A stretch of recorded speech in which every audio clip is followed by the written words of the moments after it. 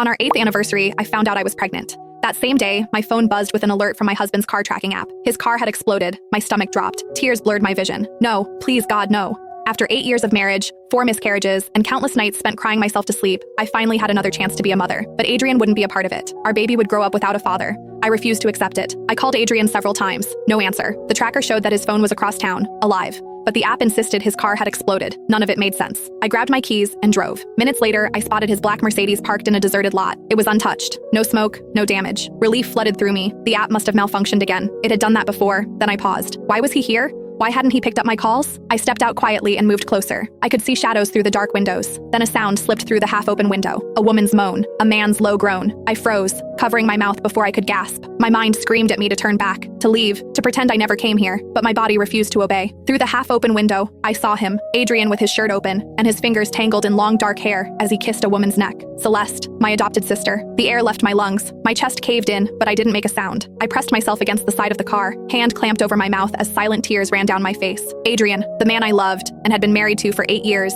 and my adopted sister, the same person that Adrian had claimed to despise because of how she had made my life a living hell. Just when I thought the worst had happened, Adrian's phone rang. Fuck, he muttered, voice hoarse. Hold on, he answered with irritation. What is it, doctor? A pause. Then he grinned. Adrian ended the call and pulled Celeste close as a genuine smile spread across his face. It was something I hadn't seen for years. You're pregnant, he said softly. Celeste gasped, her hands flying to her stomach. Are you serious? Yes. He kissed her deeply. And the doctor said your womb is responding perfectly to the treatment. One more test next week to confirm everything is healed, and then we can finally start our family properly. Happy tears streamed down Celeste's face. Oh my God, Adrian, we're going to have a baby. We are. He cradled her face in his hands. You're going to be an amazing mother. My heart bled as my hand moved instinctively to my own stomach, where my baby was growing. Celeste's smile faded slowly. What about Elena? Adrian's smile grew cold. You don't need to worry, baby. After next week's test shows you're healed, I won't need her anymore. My blood ran cold. What did that mean? I still can't believe she never figured it out. Celeste laughed. You told her it was genetic incompatibility, and she believed you. Elena's an idiot, Adrian said dismissively. She signed every consent form I put in front of her without reading a single line. The experimental treatments, the tissue samples, the terminations. She authorized all of it, thinking they were insurance forms or whatever bullshit I told her. My legs threatened to give out, but I forced myself to stay still. I had to keep listening. Those 4 babies, Celeste murmured. You really used them to cure my womb?